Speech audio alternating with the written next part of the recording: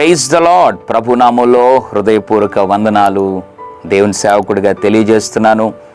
ఒకప్పుడు అందరూ మా వెంటనే, మా తోడే, మా ఇంటనే ఉన్నారు. కానీ ఈరోజు అందరూ మమ్మల్ని మరచి విడిచిపెట్టి వెళ్ళిపోయారు. ఇంతకీ కడ వరకు మాతో ఎవరు ఉంటారు? ఉదయకాల సమయంలో ఆలోచిస్తున్నావా? ఆమోసు గ్రంథము 5వ అధ్యాయం 14వ వచనం, యెహోవా మీకు తోడుగా నుండును. ఎంత అద్భుతమైన మాట. దేవుడు మీకు తోడుగా ఉంటాడు. దేవుడు చెప్తున్నాడు, ఎవరెవరో నీ జీవితంలో ఉంటారని వారిని నమ్మి నువ్వు పరిగెత్తావు. ఈరోజు నిన్ను ఒంటరి చేసి విడిచి వెళ్ళిపోయారు.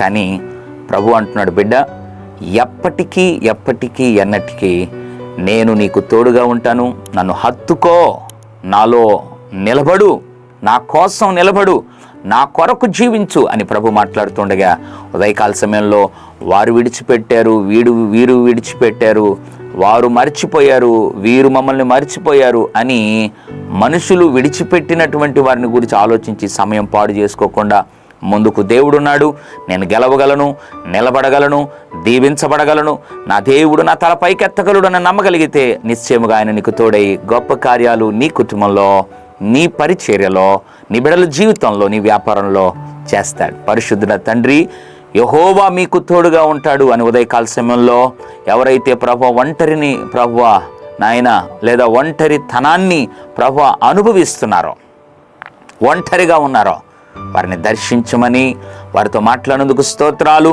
నిత్యం వారికి తోడై నడిపించమని యేసు నామములో ప్రార్థిస్తున్నాము తండ్రి. ఆమెన్. God bless you.